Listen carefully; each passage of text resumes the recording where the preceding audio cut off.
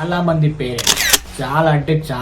Parents నేను చెప్పేది ఒకటే, మీ పిల్లలకి చాలా మంది పేరెంట్స్ వాళ్ళ పిల్లలకి పక్కింటి ఆంటీ వాళ్ళ కొడుకు లెక్క, ఎదురుంటి అంకుల్ వాళ్ళ కొడుకు లెక్క అలా డెవలప్ అవ్వాలి, ఇలా బతకాలి అని ఎప్పుడూ చెప్తూ ఉంటారు. ఏంటి మీ పిల్లల బాడీలో వాళ్ళ బ్లడ్ ఏమైనా, అంటే మీ పిల్లల బాడీలో వాళ్ళ బ్లడ్ ఏమైనా స్ప్రెడ్ అవుతుందా?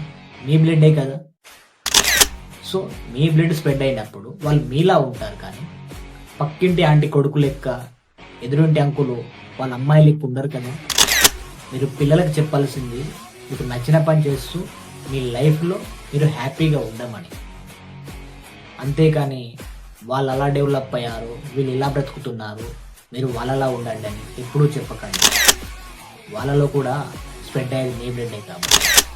ఇంకా చెప్పాలంటే మీరు జస్ట్ మీ పిల్లలకి బాడీ మాత్రమే ఇచ్చారు, ఆ దేవుడు ప్రాణం పోశాడు.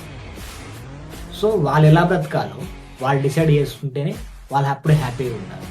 వాళ్ళ లైఫ్ వాళ్ళకి వదిలేయండి, వాళ్ళు ఎలాగోలా బ్రతికేస్తారు. బాడీ ఇచ్చినంత మాత్రాన లైఫ్ని కూడా గ్రిప్లో పెట్టుకొని కంట్రోల్ చేస్తామంటే చాలా కష్టం.